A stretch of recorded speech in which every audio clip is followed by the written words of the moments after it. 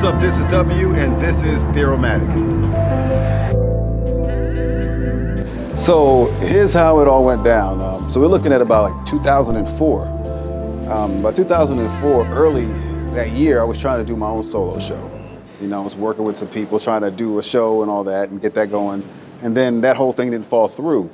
So when Jabari came along, you know, he was trying to find artists. And, you know, back then you had street artists. So when year was this? This is like 2004. Oh. So it's early. It's a whole different lifetime. You know, I just moved to Atlanta a few years before that. I was working in the web industry. And I was getting my name known in the industry as an illustrator for hip hop stuff and doing that. So that's 2004. So around December, he wanted to do a show where it was, it's called Art Beats and Lyrics. So I was one of the artists in the show. So it was the first time I met Jabari. I was an artist in the show. And the show went well. It was a good turnout. It was at a bar in Atlanta. Had DJs and everybody was pretty having a good time with it. And I would say a couple of months later, we met up at a place called Apache Cafe back then.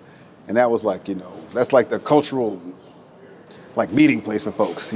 Musicians are there, artists are there, painters come out there. So we sat down and was chopping it up, and he was like, hey, I got this opportunity to do a show at the High Museum, which is like the museum in Atlanta. I think it's, as I say, one of the largest museums in the Southeast. So that was the first time of us working together. And, keep in mind, we still really didn't know each other like that. We weren't friends and nothing like that. We were just some dudes on the scene. And we started working together, and we found a warehouse out in a place, the Metropolitan.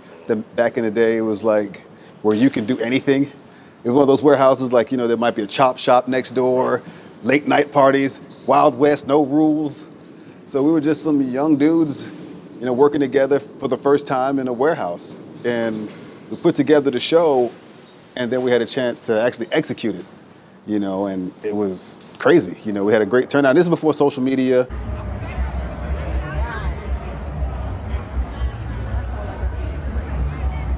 Here's the timeline. You got December, artist show in a bar. 4 months later, you're packing out the largest museum in the Southeast. And then after that, we did stuff with other brands, Red Bull, we did stuff, parties and all that. So we just kept going. But we had a period where it was hard for us to do another Art Beats and Lyrics because, every time it was just really difficult to do it again. But then Jack Daniels' opportunity came along, and then we started touring. We went from like having a break of shows to actually being able to take this. The first show we did back was Charlotte, then Atlanta, and then we just kept on moving.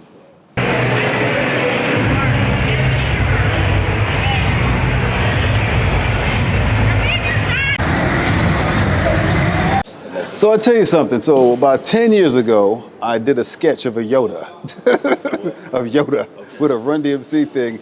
The drawing is about this big, right? This big, a little pen and ink drawing. And I posted it.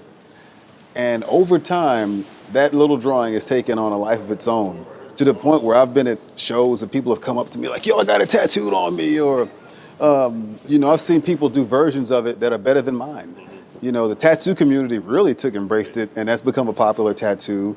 I've seen people try to copy it and do their own versions of it. So I guess depending on who you are and what age you are, you might know me for different things. I did a Biggie stuff for, was it Double XL back in the day? I did Double XL stuff. Back in the day, I was doing stuff with Echo. Different brands would hit me up. This is back when illustrations were like in magazines. That lets you know how old things are. Magazine illustration was like the tip of the pyramid, Magazines was the tip of the, at one point. You were official when you were in a magazine. You work for a magazine? Yeah, but what, a magazine? Yeah. Yeah, magazines. That was the thing. So I used to go up to New York, and talk to the magazine people and all that. And that was cool. That was a cool era. I did a short stint doing stuff for FUBU back in the day. Probably the most bizarre job experience I've ever had. But because I was hired to design a t-shirt line. And up until that point, I really didn't have any experience designing t-shirts. But, it was a crash course in the fashion industry. And, they paid me for it, or at least they paid me for most of it. So, yeah, so that was cool. And that was all going on like right before I started doing ABL. But since then, I still do projects for sporting teams like the Hawks. I did the murals for the Hawks. I do, you know, on occasion, upon request, I'm out there in these streets doing murals.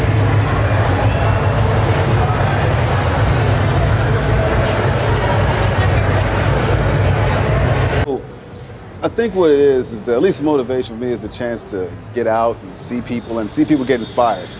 You know, there's so many people come to these shows and they're like, yo, I've never seen nothing like this, or, you know, it's good to see images like this because they reflect my culture or they reflect me, so that's cool to see. And it's also a creative outlet too. You know, creatively, I want to see like, okay, what can we do better? You know, what can we do? How can we take this experience even further? You know, and we have a lot of crazy ideas. And the cool thing is we get a chance to execute them and see if they work.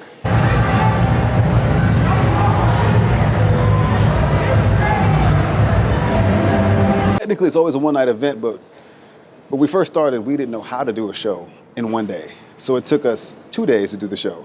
Just one day for setup, and then, you know, things weren't as efficient as they are now. So where we almost could set up in a couple of hours in just about most environments. But then we did a show one time where we had some workers, and they got that set up in a day, and we were like, what? We can do this in one day? So now the show's format is set up, take down, same day.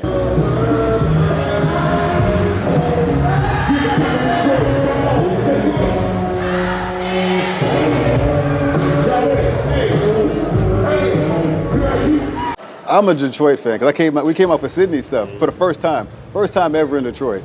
Didn't know what to expect, I had no idea. You know, Detroit wasn't even on the radar for me, you know. We got out here, it was like, yo, this place is dope. You know, this is cool. It's like this is cool, you know? And that's a cool feeling when you go someplace and it's not what you expect. You know, and you know, I like Detroit because it has its own culture. That they do stuff in Detroit that Detroit does. That's it, and it's Detroit.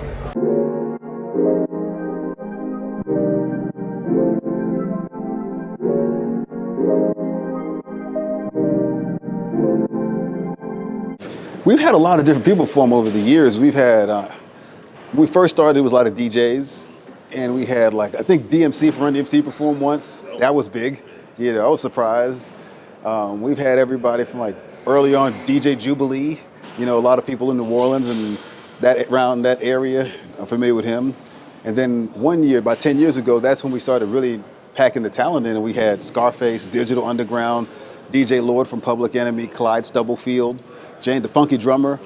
We've had Fred Wesley, James Brown's trombone player, music arranger, performed the same night as 8 Ball and MJG. You know, Cody Chestnut performed with us. We had Kendrick Lamar before he was famous. Before he was famous, he got down with us. And we've had Bun B, you know, CeeLo. I tell you what, CeeLo was our last show in Philadelphia. Turned it out. I saw the crowd. Turned it out. Turned it out. Yeah, turned it out. Yeah, and it's free. And Raekwon, he did 2 shows with us, and so he's cool. You got performing today? Bun B from UGK.